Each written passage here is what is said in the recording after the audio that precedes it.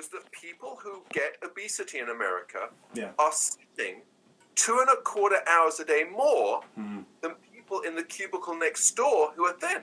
Yeah. Right? And this is with no one going to the gym, and this is in a regular office. Yeah. And I was looking at this data, and I thought to myself, well, I'm gaining all this weight, I'm getting unhealthy, and there's diabetes in my family. Mm-hmm. How can I take this information from science, which says get up and move 2.25 hours a day more? How can I do that? I work hard, I've got a family. I hate the gym. Yeah. So I thought, is it possible to integrate? Is it possible to be up and moving during the day, right? Yeah. And stay at work and get all my other stuff done. So Yeah. what we did, I went to Sears actually, and they had a second-hand treadmill. They had a return treadmill for like $320. Mm-hmm. And in the basement of the hospital, they had one of those, those patient tables that are kind of like this, Mm-hmm. that wheel up and down where you put your food. Yeah. You know what I mean? Yeah. They Mm-hmm. had one of those broken. So I brought that up to my office, and we put the treadmill there. I actually sawed off the arms with a retracting saw of the treadmill because they had arms coming. That was kind of a fun thing to do, I'll tell you. Anyway, and we used a lot of duct tape. Mm-hmm. And I finished this project about 2 a.m. with one of my associates, a very, very nice psychologist who worked with the team. Mm-hmm. And at 2 a.m, we had this sort of big wad of duct tape. We had this patient table, we had this treadmill, and a computer. And I got on the treadmill, put it on and I knew from the data that the average walking speed of a human is about 1 to 1.5 miles an hour. So put it at 1.5 miles an hour, which is this speed. Wow. I Wow. put it on the computer, Wow. and at 3 a.m, I'd finish my email. Yeah. And then I realized you can actually walk and do the basic stuff. Not jogging, Right. walking at 1 to 1.5, strolling at 1 to 1.5 miles an hour. And you can do all your regular stuff, right? The only thing you can't do is fall asleep, which I also used to do at work, right? With that, you do is this. Yeah. Can't Yeah. do that on a treadmill, I'll tell you. No. So as soon as that happened, I thought to myself, whoa, this is I'm going to keep doing this, right? Mm-hmm. And I put the shutters down on my window because already people thought I was like a little bit out there, and got on with it. And here's what happened. To cut a long story short, after 6 months of doing this, 2 things happened. Mm-hmm. That 30 pounds had gone, Amazing. and I was 10 pounds lighter than I started. And my doctor, my own doctor, Dr. Warren Thompson, who's my doctor, Yeah. actually was worried that I might even have, God forbid, cancer. I was just losing weight. And he said, Jim, listen to this. He said, Jim, what's going on? Huh. And I told him what I've just told you.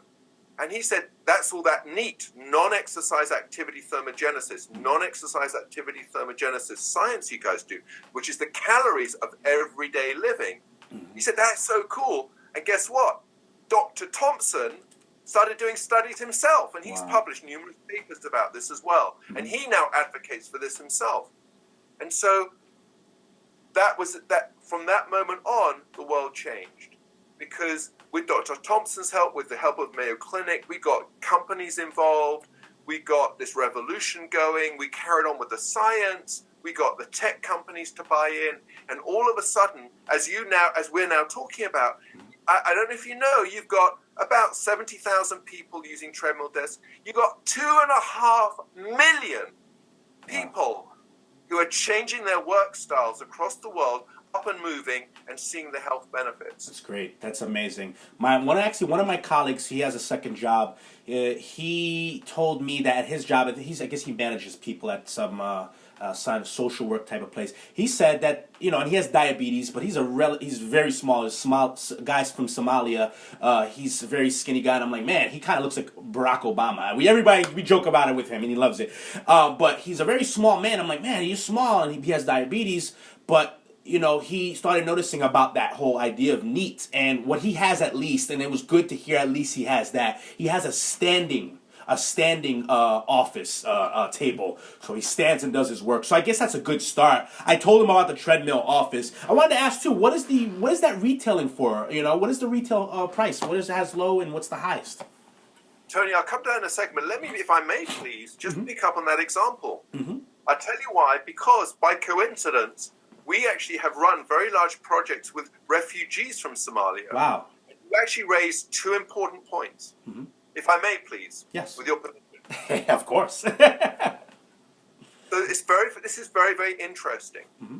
So in countries that are very used to starvation, people are, if you like, have adapted to being lean, mm-hmm. right? In other words, their bodies are kind of, and I mean right across the population, if you like, genetically have adapted to becoming lean. Right.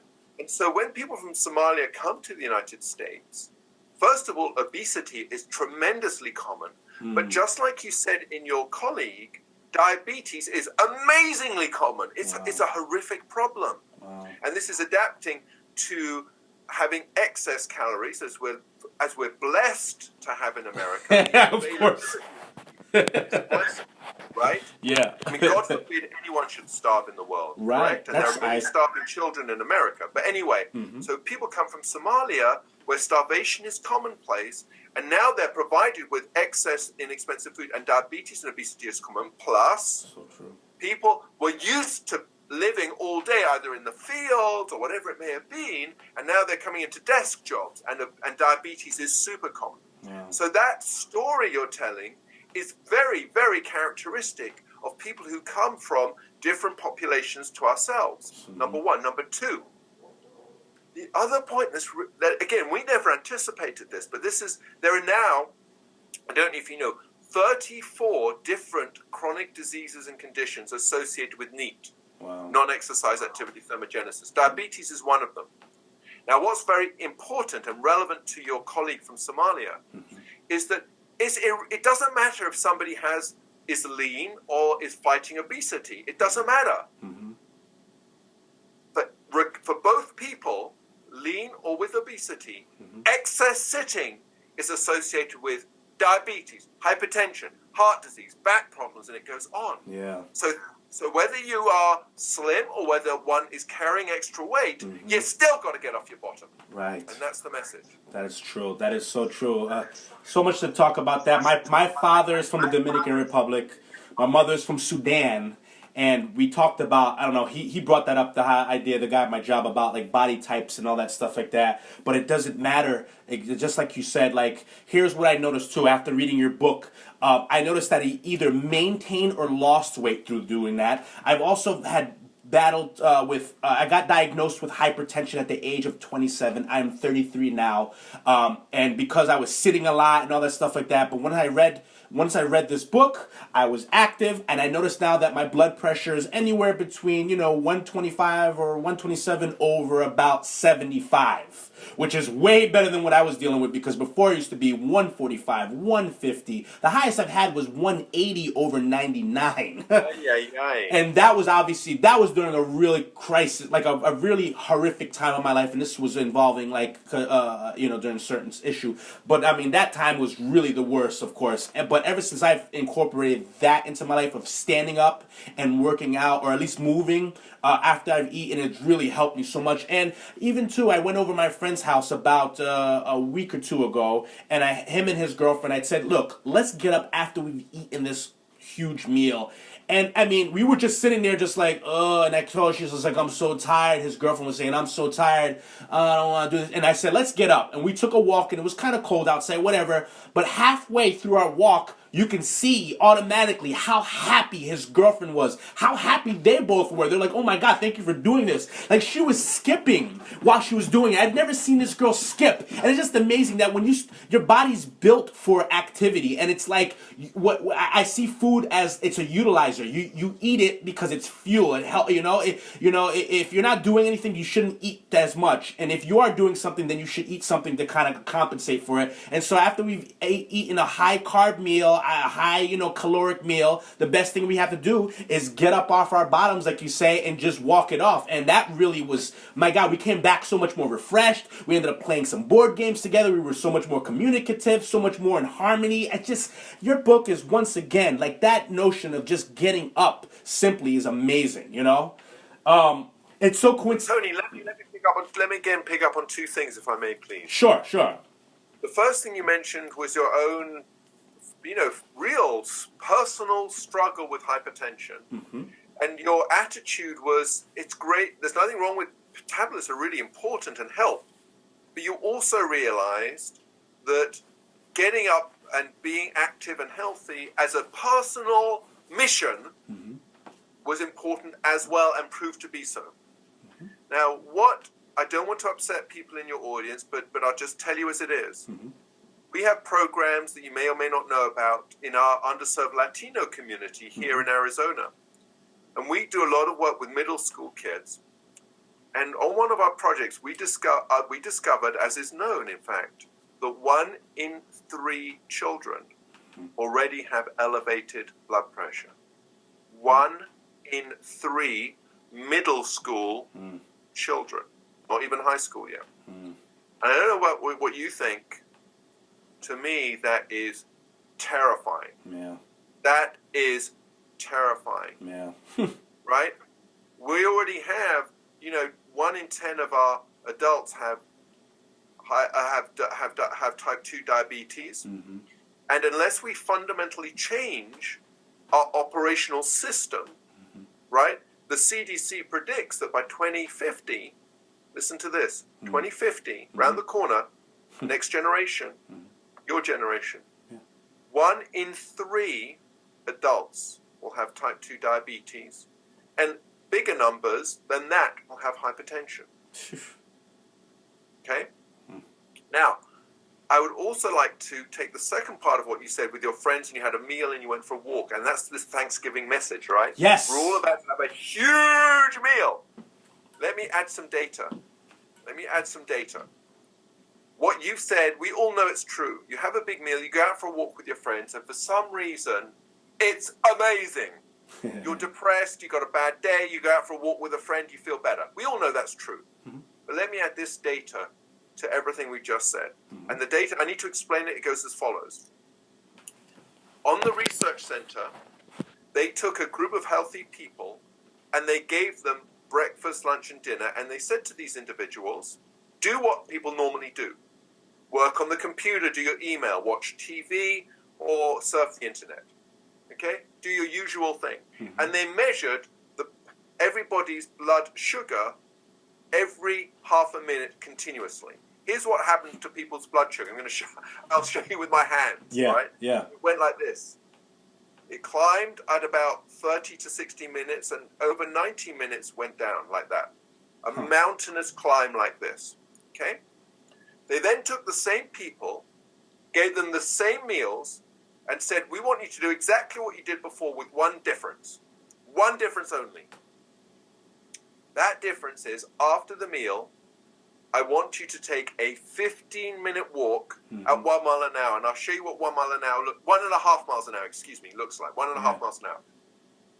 It's a stroll. It's a stroll. Wow. 1.5 miles an hour, 15 minutes, wow. Okay? Here's what happened to their blood sugar. Wow. 1 15-minute walk. Everyone's about to have Thanksgiving dinner. Please listen. Yeah. Instead of blood sugar doing this, a mountainous climb, 15-minute walk, okay? 1.5, a stroll after dinner, blood sugar did this. Crazy. It halved wow. the body's response with blood sugar. A 15-minute stroll, it halved it. It went literally from this to this, a mountain to a hill. Wow. Now, the numbers are literally half. The numbers are impressive, but I need to add one fact. The number one predictor for type 2 diabetes is the size of that mountain.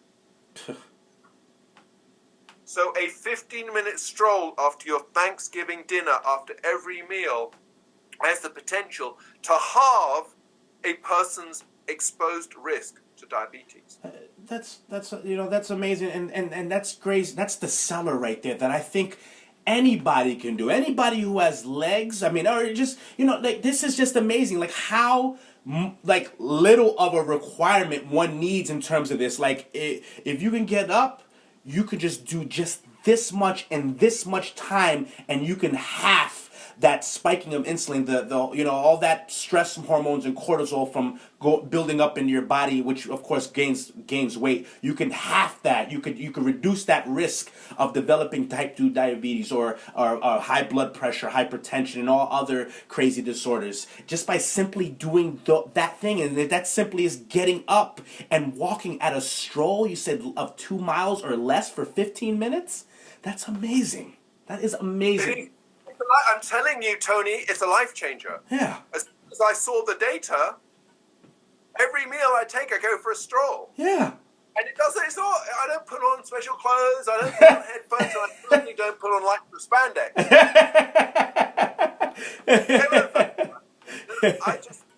I just put on my flip-flops or my shoes. I go for a stroll, sometimes just around my apartment, sometimes outside, sometimes I go and pick up, if I need something from the grocery store, I just walk down the road. Yeah. It is so simple to do this stuff. And, and breaking up your work day. Mm-hmm. Of course, if you think about it, many people listening to you today are thinking, I can't put a standing desk at my job. My manager isn't going to pay for it, and they'll probably they'll probably fire the person, right? Not everyone can do this. Right. But we all do have those breaks during the day where we can get up and do a little stroll around. Yeah. If I could persuade my boss or my colleague at work to do a 1 hour walk and talk meeting twice a day, that's 2 hours of walking for free. And the data suggests you'll get more out of that meeting than if you sat down. Yeah. Yeah. So, you know what I mean? We can all do this, but you kind of have to start where you started, up here. That's where it starts. And I'm not pointing to my hairstyle, I'm pointing to my brain. I'm kind of carrying a little bit of the. I shaved my head too a couple days ago, so I guess we have little to work with. Tony, we're connected. The tie and the hairstyle. I tell you, man, and also you have you're wearing black, white, and red. I mean, these are my colors right here. This is who. Hey, I like that, man. If I'm inappropriate, please excuse me. Are we brothers from another mother? Is that yes. the correct term? Yes, we are. Yes, we are. Dr. James Levine and Tony Moze are brothers from other mothers. I wholeheartedly agree. You see, that's how the universe connected you and I together. I mean, there's just we have that connection, Absolutely right. But wrapping it up a little bit. I have a couple more questions. I wanted to ask you what.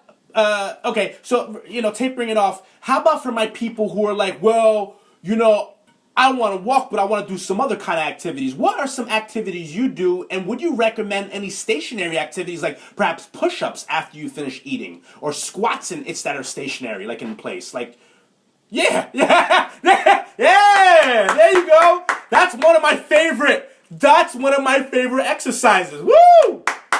Nice! He's doing the jump squats. The desk push-up. The desk push-ups, okay. See, that's like special forces workouts right there. Like, all within close quarters, you can do all that. Okay. Tony, I love that idea. We should do like special forces at work, right? Yeah. And there are actually a very nice resource for the individuals listening right now. Mm-hmm. Time Magazine did a brilliant thing where they show you 10 different types of exercise. Mm-hmm. And I can send you that link to your website if you like, but Time Magazine have it. It's beautiful. Please. That'd be great. Yeah, that'd be wonderful. Switching off different gears, I was going to say, so I'm exhausted. Tony, I'm exhausted. I know, right? I know. I'm telling you, man, like me trying to keep up with you, I mean, it's starting to wrap like whirls around my head. Sheesh. Once again, I just like to keep everybody connected in again. I had to turn off Periscope, unfortunately, because there were some issues going on with that. So now I have it recorded on my iPhone's recorder, so that I could, of course, upload it onto my podcast and upload it on YouTube too, with, of course, a picture of your wonderful face attached to it. Hey, Tony, don't put people off now. Get active. Okay, just to get a little more warm feeling too of who you are. What are you okay, for everybody if they don't know, I did a rhyming book review for his book Get Up. I mean, I enjoyed it. I even for it, and right now I'm wearing sneakers. I had to wear sneakers for the video because normally I wear dress shoes when I'm recording this. I take it so seriously. But I love music of all types. Of course, you know, hip hop is one of them. But like what are some music that you like listening to, new or old? Okay, wow, that's a great question. Okay, so I'm actually very eclectic. So to give you an idea, in the last 3 days, okay? Yeah. Last 3 days, I went to hear Mike Stern play in New York. Mm-hmm. I heard La Boheme open at the Met. Okay. And Eminem is my go-to in the car. Okay. I am right across the spectrum. Yeah, you know your I think your musical taste is just like your activity levels. It's everywhere. It's going places. All over the place. That's what I like. but I have to say, if you're, I mean, I love Eminem. I just love the way he uses words. Mm-hmm. It's beautiful. If you like poetry, you love that words. Yeah. I mean, your book review was, you've got that same gift. You know that, right? Thank you. You've got a gift. Thank you. And you should cherish it, and you should nurture it and build it. Yes. That style is similar to his. Mm-hmm. You should be very proud. Thank you. Thank you so much. It's amazing. If your viewers haven't heard that, just that review is incredible. Yeah. Yeah. So to me, music is one of those ways. Music. Why do we love music? Because it intuitively is part of the way the body responds to rhythm, right? And so naturally we dance, naturally we move, and naturally if you go to a good concert, everyone's kind of doing the thing, right? Yeah. And if you go to opera and you love that, that's your love, people cry because it emotionally connects to you, right? Mm-hmm. Mm-hmm. And so to me, this is all part of the same thing. Have we lost that, do you think, Tony? Right? Have we lost that? The idea that we should move to music, we should embrace to music, we should cry to music, we should laugh to music, we should get angry with music. Yeah. Right? Yeah. We should do book reviews with music. Of course, everything. I always say music is life, and it's so funny. I'm one of my friends. He always had a rap line for everything, and it's just amazing how, like, even just, I mean, music in general, but I just even thinking of hip hop specifically, how he made hip hop everything associate with life. Whether we were trying to get with girls, whether we were struggling with money, whether we were trying to become on top of our game in life and all that stuff, he always had a line. I was like, oh my god! And this is quoted from actually like iconic figures in hip hop, like people from the early '80s to all the way till now. And I'm like, holy moly, Tim, how do you remember all this stuff? How do you manage to incorporate it? It just shows that music is life. It just comes from us, and that's, you know, it makes who we are. It is from the heart. That is correct. Mm-hmm. That is exactly right. Yeah. I used to do a lot of slam poetry, Tony. Really? Get up there in front of an audience and you're challenged with a poem. Yeah. The way I used to do it is you just open your heart to the audience. Yeah. Just open your heart. And I think in our world where we're all sitting down, our hearts have become closed off. Our hearts have become sedentary. And we need to get up off our chairs and we need to start reconnecting with each other.